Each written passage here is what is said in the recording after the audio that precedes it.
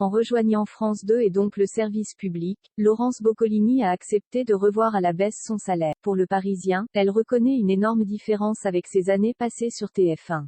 En août 2021, Laurence Boccolini a fait ses premiers pas aux commandes de Tout le monde veut prendre sa place sur France 2. En succédant à Nagui, l'animatrice a souhaité réaliser quelques changements pour intégrer sa personnalité. Et au bout de près d'un an, le bilan est plutôt positif. Cela n'a toutefois pas été évident pour la maman de Willow qui a essuyé de difficiles critiques. Le pari était surtout risqué pour la chaîne. Au bout d'un an, mes patrons me disent que c'est réussi. Les audiences, 1,5 million de téléspectateurs en moyenne, nous montrent que nous avons trouvé notre rythme et notre public.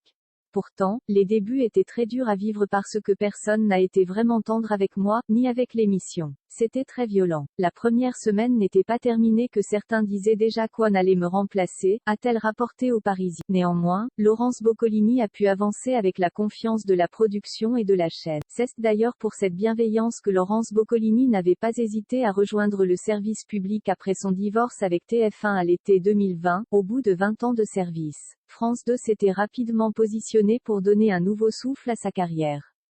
Et en plus de lui offrir les commandes de jeux télé, Laurence Boccolini a l'occasion d'animer des primes comme les comiques préférés des Français, dont un numéro a encore été diffusé il y a quelques jours. Plus d'opportunités, oui, mais moins d'argent. En effet, Laurence Boccolini a avoué percevoir un salaire beaucoup moins important qu'à l'époque de TF1. L'argent n'est pas un moteur. Je gagne ma vie mais il faut diviser par 5 ou 6 par rapport à un prime sur TF1.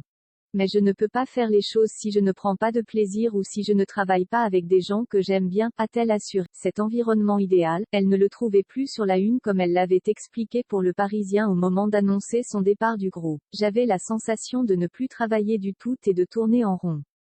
On me décrivait comme une animatrice phare de la chaîne, et ça me gênait énormément.